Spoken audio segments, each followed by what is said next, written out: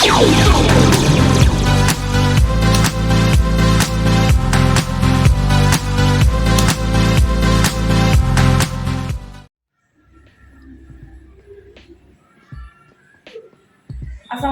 warahmatullahi wabarakatuh. Selamat pagi, salam sejahtera bagi kita semua. Saya Yu Pratiwi dari SMA Negeri 1 Parung Panjang. Pada kesempatan hari ini saya duduk bersama dua orang hebat ya. Yang pertama ada Bapak Dudung Nurul Koswara MPD selaku Kepala Sekolah Penggerak SMA Negeri 1 Parung Panjang dan juga selaku aktivis PGRI Dewan Penasehat di PGRI Kota Sukabumi. Betul Pak saat ini? Sampai saat ini masih aktif. Ya. Dan di sebelah kiri saya juga sudah ada Bapak Abdul Halim. Kali ini beliau mewakili anggota PGRI ya Pak ya, dan Bapak belajar di SMA Negeri 1 Parung Panjang. Baik teman-teman semua, hari ini ada beberapa hal yang ingin kita diskusikan ringan dan singkat. Semoga memberikan pencerahan gitu kepada rekan-rekan sahabat guru se-Indonesia. Saya ingin bertanya dulu kepada Bapak Dudung, Pak, ini belakangan ini ada isu-isu hangat nih, terkait dengan kepengurusan PGRI. Gitu. Ada video yang tersebar terkait dengan adanya mosi tidak percaya kepada Ketua Umum PBPGRI. Ya. Kemudian pada kesempatan ini saya ingin bertanya, ya mungkin kami juga mewakili Dewan Guru di Indonesia ingin bertanya sebenarnya ada apa sih Pak dalam tubuh PBPGRI ini, mengingat Bapak ada di dalamnya dan tahu betul dan tahu pasti apa yang ada di dalam. Ya, terima kasih. Pertama bahwa ini sebuah fakta bahwa PGRI atau PBPGRI pada saat ini memang sedang dalam keadaan tidak baik-baik saja. Jadi ada konflik di dalam tubuh organisasi PBPGRI. Sangat faktual sekali, sangat nyata bahwa mosi tidak percaya yang disuarakan oleh sejumlah perwakilan PGRI provinsi, kabupaten, kota menjelaskan ada sesuatu yang tidak baik-baik saja di dalam kepengurusan PBPGRI. Tentu dalam ungkapan bijak mengatakan bahwa sesungguhnya tidak ada prajurit yang salah, yang ada adalah jenderal. Jadi mungkin ini mengacu kepada Ketua Umum Pengurus Besar Persatuan Guru Republik Indonesia yang dianggap ada masalah dengan kepemimpinannya di dalam setiap perjalanan, sehingga masalah ini kemudian melahirkan sebuah kritik, melahirkan sebuah mosi dari para pimpinan PGRI di daerah. Saya pikir begitu. Oke. Jadi intinya ada dinamika sebenarnya Pak ya, Ya, sebuah keniscayaan dalam organisasi sebenarnya ya. Pak ya. Tapi sampai dengan beredarnya video kemudian dipublish ya sejak beberapa hari yang lalu, sebenarnya apa sih Pak yang men-trigger gitu sampai sini sudah waktunya nih kita buka suara, kita mendeklarasikan dan mempublish gitu ke media. Ya, saya pikir sekali lagi itu dinamika di dalam sebuah organisasi. Tapi kenapa kemudian muncul sebuah mosi? Kalau kita lihat di dalam mosi itu muncul beberapa yang diajukan. Pertama terkait dengan pelanggaran ADART, yang kedua terkait masalah keuangan, yang ketiga ya mungkin terkait dengan kepemimpinan dan etika berorganisasi. Jadi mereka menduga sang pemimpin ini adalah sudah tidak lagi berada di posisi pemimpin ideal Ketua Umum PBPGRI dalam mosi itu. Esensinya demikian. Kenapa? Karena ada pelanggaran ADART, ada masalah keuangan, ada masalah kepemimpinan, ada masalah kode etik yang dilanggar di situ. Saya pikir itu dinamika organisasi yang diaspirasikan dari pengurus PGRI kabupaten, kota, dan provinsi. Oke. Dan setelah munculnya mosi itu juga kemudian kan ditanggapi ya Pak ya, direspon langsung oleh PBPGRI gitu. Dan juga ada tim 9 yang saya kutip di Jawa Pos, Bapak Dadang mengungkapkan bahwa Pak Dadang ini berharap gitu bahwa akan ada pertemuan antara PBPGRI dengan pihak-pihak terkait yang Bapak maksud tadi yang menyatakan mosi gitu. Nah kalau Bapak menanggapinya seperti apa? Ya, itu satu hal yang sangat bagus juga ya. Jadi tim 9 ini adalah para pengurus PBPGRI yang berbeda dengan ketumnya. Di situ ada 2 ketua PBPGRI, ada 1 sekjen, kan ada beberapa pengurus departemen. Jadi 9 orang ini dia memisahkan diri, tidak mau dia disamakan dengan ketua umumnya.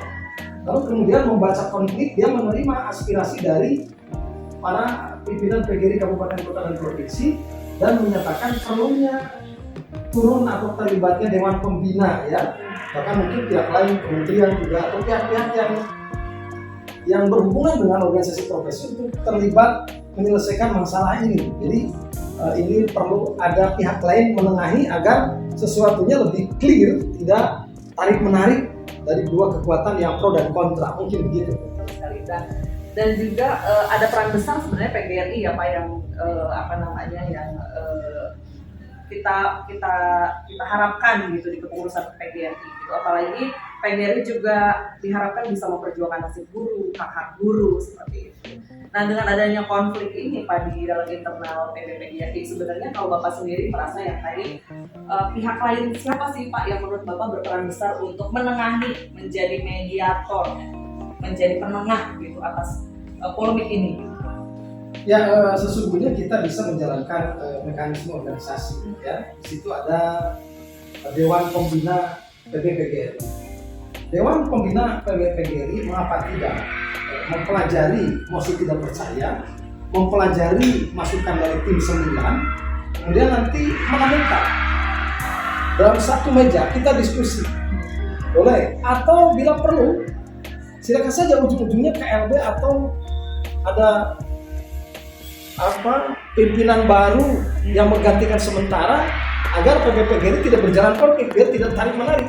Ada pimpinan baru yang dipilih untuk menjadi penengah. Kemudian nanti tentu diharapkan ada kondisi yang lebih kondusif dan positif untuk perkembangan PGRI dan masa depan PGRI. Mungkin seperti itu. Jadi prinsipnya tetap mengedepankan mekanisme organisasi ya. Pak, saya tahan dulu, saya mau ke Bapak Abdul Halim. Pak, kalau tadi kita sudah dengarkan Pak Dudung ini aktivis PGRI, tahu betul tadi kita sudah dengar banyak penjelasannya. Nah ini Bapak Halim ini sebagai guru yang secara praktis, secara taktikal gitu ya, kita langsung mengajar gitu di sekolah gitu Pak. Dengan adanya polemik yang terjadi di kepengurusan PGRI, menurut Bapak dan tanggapan Bapak seperti apa? Ya, saya tidak berasumsi mewakili suara para guru ya, tapi ini suara saya yang saya dalam posisi sebagai seorang guru. Bagi saya ini suara saya kira bersifat non-partisanship ya, tidak berpihak, independen, netral. Saya sebagai seorang guru, saya kira selama ini PGRI itu kan organisasi besar ya. Organisasi besar itu tidak boleh dia menjadi jejantik. Jejantik itu raksasa besar, tapi penyakitan, banyak masalah di dalam karena karena konflik misalnya, atau karena hal-hal yang lain. Dia harus patuh, dia harus taat pada etika profesi yang dibangunnya sendiri. Nah, misalnya begini, bagi saya sebagai seorang guru, kepentingan taktis, praktis, pragmatis saya sebagai seorang guru adalah bagaimana PGRI ini memberi maslahat sebesar-besarnya bagi seluruh guru di Indonesia. Sebagai sebuah organisasi yang besar, PGRI itu tentu saja harus mampu memperjuangkan banyak hal yang menjadi kepentingan praktis, pragmatis para guru. Kita bersyukur bahwa seperti yang disampaikan oleh Pak Dudung, bahwa PGRI jauh sebelum ini memang sudah memperjuangkan banyak hal tentang kesejahteraan finansial para guru misalnya. Akan tetapi kesejahteraan finansial yang diterima oleh para guru itu tidak berarti banyak manakala tidak diimbangi dengan kesejahteraan non finansial yang bagaimana misalnya PGRI memperjuangkan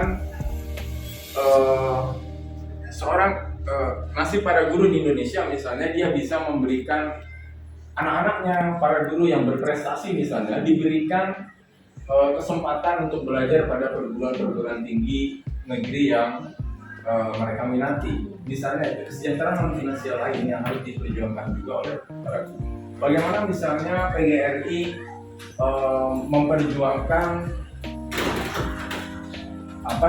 profesi guru itu terus-menerus membangun dignity profesi keguruan, sehingga profesi keguruan itu sejajar dengan profesi-profesi yang lain. Saya kira ini adalah salah satu sisi lemah PGRI sebagai organisasi keguruan membangun ketangguhan, kebanggaan profesional para guru.